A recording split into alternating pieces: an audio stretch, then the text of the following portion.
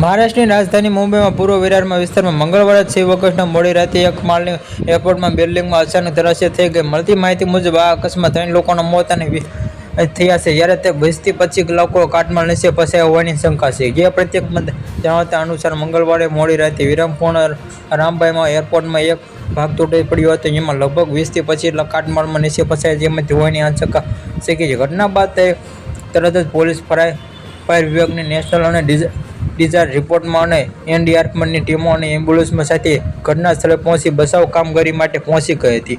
જ્યાં સ્થાનિકમાં જણાવ્યા અનુસાર આ ઘટના ત્યારે બની ત્યારે ચોથા માળે 1 વર્ષની બાળકીનું જન્મદિવસની ઉજવણી ચાલી રહી હતી. ત્યારબાદ અચાનક રમાબાઈમાં એરપોર્ટમાં એક ભાગ તૂટી પડ્યો હતો અને બચાવવા માટે ટીમો અત્યાર સુધીમાં 5 લોકોને બચાવી લીધી છે, જ્યારે સારવાર માટે નજીકની WCMCમાં હોસ્પિટલ દાખલ કરવામાં આવ્યા છે. બિલ્ડિંગમાં લગભગ 12 પરિવારો રહેતા હતા અને નોંધાયેલા હજુ 20થી 25 લોકો કાટમાળ ફસાયેલા. સ્થાનિક જણાવતી બિલ્ડિંગમાં અને જૂની વરસાદના કાટમાળ અને તિરાડમાં જે અધિકારીઓ દ્વારા જે ધોરણે રાખીને બીજી વિંગની ખાલીઓમાં દેવામાં આવી છે. બચાવમાં કામગીરી દરમિયાન નુકસાનના આલમમાં રહ્યું આ બિલ્ડિંગમાં સીલ કરી દેવામાં આવી છે અને જે લોકોને સુરક્ષિત જગ્યાએ ખસેડવામાં આવી રહી છે.